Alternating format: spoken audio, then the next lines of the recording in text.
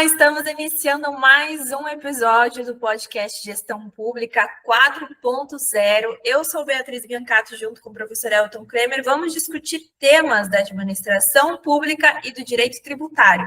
Hoje vamos tratar sobre lei da liberdade econômica e alvarás municipais. Fique com a gente.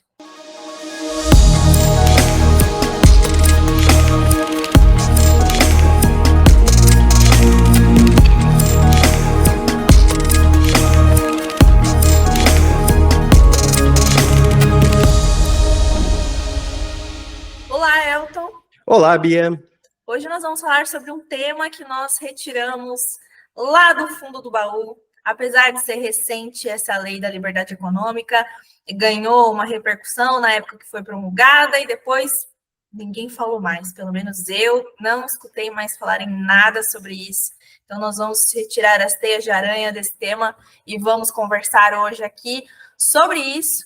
E sempre, como a gente gosta aqui de trazer os dados, né, para situar vocês no debate, a importância do tema, a relevância do tema que nós vamos tratar hoje aqui, trouxe dados para vocês. Agosto de 2023 saiu um ranking nacional de estados e municípios com mais atividades econômicas de baixo risco, com dispensa de alvarás e licenças. Esse estudo, esse ranking foi feito pelo Ministério do Desenvolvimento, Indústria, Comércio e Serviços. No pódio estadual, Rio Grande do Sul aparece em primeiro lugar, com 770 atividades econômicas dispensadas desses documentos, seguido por Piauí, com 745, e Minas Gerais, 701. Já na avaliação por cidade, Pinhalzinho é o município com o maior número de atividades dispensadas de alvará e licenças, 1.129, aqui só um adendo, Pinhalzinho de Santa Catarina, porque a gente tem um Pinhalzinho e no interior de São Paulo também. Seguido por Paranavaí, com 1.077, Serrinha na Bahia, com 1.076. Do outro lado da tabela, os municípios que mais limitam a dispensa são os municípios paulistas de Votuporanga, Brotas e Diadema. Então, dentro desse contexto, desse ranking, né, ou seja, da utilização dessa lei, professor, gostaria que você explicasse para a gente o que é essa lei da liberdade econômica, que foi publicada em setembro de 2019. Qual é o objetivo dessa lei? Foi só para tratar de alvará? Como que funciona? Explica para a gente. Então, Bia, essa é a Lei 13.874 e ela foi publicada com a ideia de criar, de trazer uma regulamentação sobre o princípio da liberdade econômica. Então, todos sabem lá que o artigo 170 da Constituição estabelece os princípios da ordem econômica brasileira. E nós temos dentro dos princípios lá a livre iniciativa, a livre concorrência, né? Princípios que a gente já ouviu muito falar quando fala do Estado liberal, liberalismo econômico, etc., né? Então, o que houve uma reclamação por parte do empresariado, que isso aí a gente está falando óbvio, né, que a gente sabe que o Estado brasileiro é muito burocrático, que o Estado brasileiro demorava muito para se abrir uma empresa. Então, todas essas reclamações, elas fomentaram a elaboração dessa lei para desburocratizar a abertura de empresas, né? Tudo que poderia emperrar, tudo que poderia de uma certa forma, burocratizar, e não era necessário, a lei teria o objetivo, então, de facilitar, encurtar o caminho, né?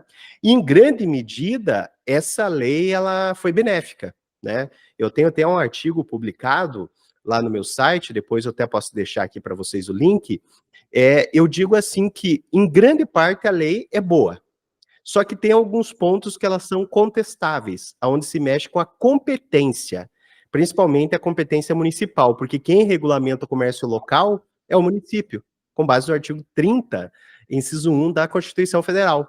E aí, nesses pontos que a gente tem aí algumas ressalvas. Mas, em grande medida, a gente tem que deixar um elogio para a lei, porque a lei realmente ela facilitou. Hoje, por exemplo, nós temos o sistema do CGSIM, que a abertura da empresa praticamente é automática, né? Juntando junta comercial, Sebrae, prefeituras, estados, União, Receita Federal, houve uma unificação nessa abertura da empresa. Então, em grande medida, a gente realmente tem que agradecer a elaboração dessa lei, salvo as ressalvas que a gente vai fazer. Legal, então já vou aproveitar o gancho dessa ressalva que você falou sobre questão de competência e já vou colocar aqui na roda, né? Mais um estudo de 2023 que fez um levantamento de que 4.320 municípios brasileiros com mais de 5 mil habitantes, apenas 799 aprovaram um decreto ou lei de liberdade econômica, um pouco mais de 18% do total. Isso significa que houve uma certa resistência dos municípios com relação a essa possível interferência do governo federal na autonomia municipal. Qual foi o impacto nos municípios por conta dessa legislação, professor? Então, Bia, nós tivemos vários problemas aí relatados pelos municípios, porque quando foi aprovada essa lei, veio a regulamentação no CGSIM, nós tivemos aí uma perca, né, da autonomia municipal em definir quais atividades deveriam ter alvará. Normalmente, todas tinham, né, a obrigação de ter alvará. Então, aí veio a legislação federal e disse, ó, atividade de baixo e médio risco, o alvará não é prévio, né? E para baixo risco não precisa nem do alvará.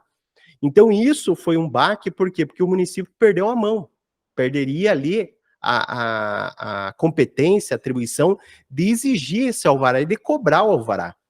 Então, praticamente foi anulada a competência municipal nesse campo. Até a gente trabalha muito isso nos cursos de capacitação, alguns caminhos, tal. Até vou deixar aqui para o pessoal o site dos nossos cursos, né, que a gente trabalha, que é o IPDM, eu vou deixar aqui na tela para todos vocês, é ipdm.com.br, que todos podem conferir. E a gente trabalha o quê? O que é possível os municípios fazerem para evitar essa perca de autonomia, de competência. E um dos caminhos que a própria Confederação Nacional dos Municípios sugere é editar leis e decretos para que o município dite o que é atividade de baixo risco. E ele dispense ao alvará, que isso seria o caminho correto. O que a lei federal tentou fazer é encurtar o caminho. Dizer, ó, se você não dispensar, eu vou dispensar aqui, né? Mas se vier uma lei tua, é tua lei que é competente. Então, ele invadiu, mas não quis invadir, mas acabou ofendendo a competência municipal.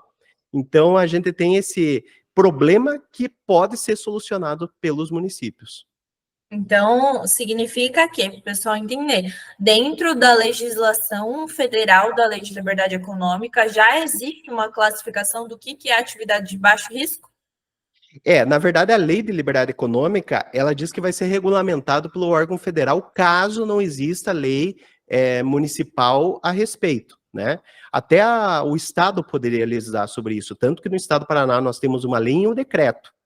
Só que quem é o ente competente, segundo a Constituição Federal, é o município, que aí tem interesse local, é o comércio local, né? Então, a lei federal, ela deixou uma brecha dizendo o seguinte, se vier uma lei municipal regulamentando, aí vale a lei municipal. Agora, caso não tenha, vale a resolução, que hoje nós temos a resolução do CGSIM. E aí a resolução do CGSIM, ela deixou muito aberto, né, essa possibilidade de atividade de baixo risco. Só para você ter uma ideia, e a gente mostrar o tamanho do problema, Bia, é possível hoje a gente montar uma igreja com até 99 ou até 100 pessoas, ou 100 fiéis, eu ia colocar, né? Ou 99 fiéis mais o pastor, vamos colocar para trazer realidade. Ter ali, por exemplo, reservatório de combustíveis e gás liquefeito, o GLP, né? E mesmo assim atividade de baixo risco. Então é uma bomba relógio que você tem o quê? De um lado, o reservatório de combustíveis, do outro lado, uma cozinha, por exemplo, uma lanchonete da igreja, e 100 pessoas ali, e sem necessidade de alvará. Então, veja o tamanho do problema que pode existir, e aonde que vai cair o problema? No colo do município. Caramba, olha o detalhe, né? Então, pensando nessa questão dos problemas, de possíveis deficiências nessa normativa, o que você pensa que seja um caminho para os municípios regularizarem essa situação ou melhorarem assim o cenário, uma contenção de riscos, eu posso dizer assim, para o município? O caminho seria o quê? Editar uma lei local, né? Os órgãos, né, associações e municípios, como a Confederação Nacional dos Municípios, a MP aqui no estado do Paraná, que é a Associação dos Municípios do Paraná, sugere até um decreto.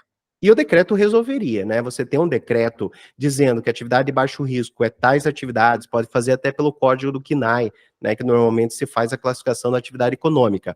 Resolve.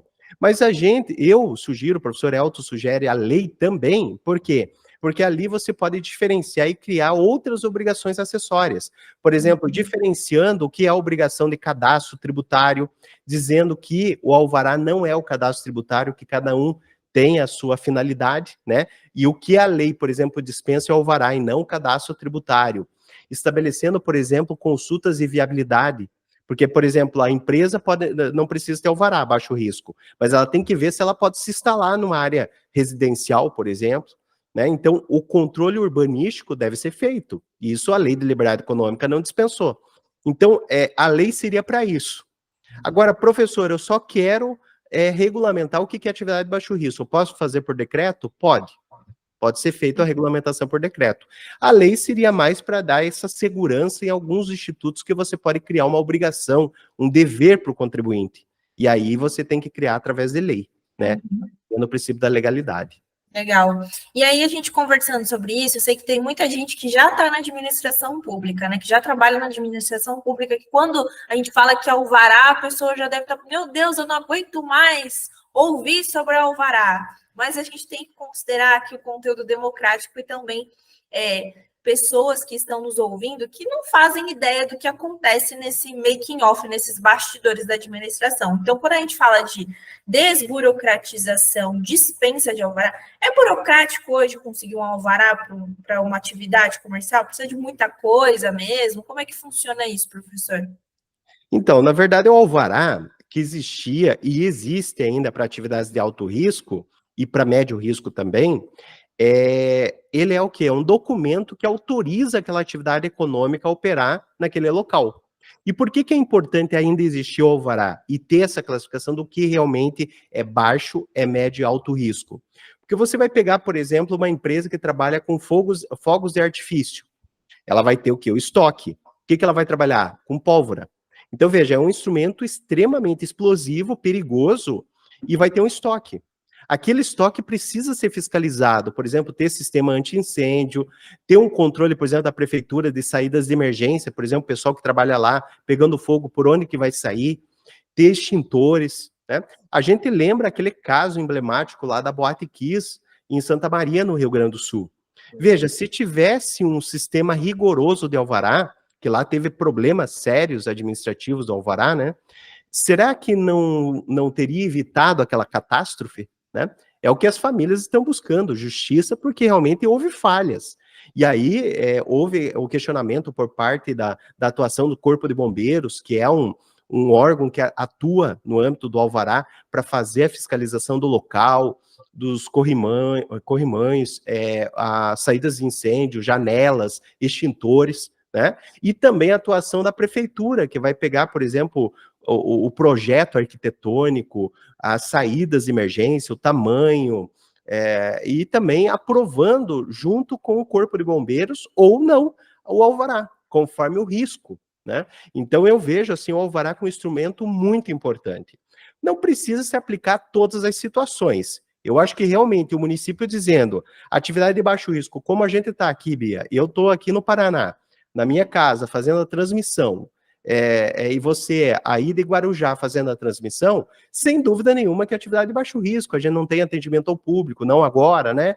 É uma atividade online. Então é atividade de baixo risco, não tem problema algum, não precisaria de alvará.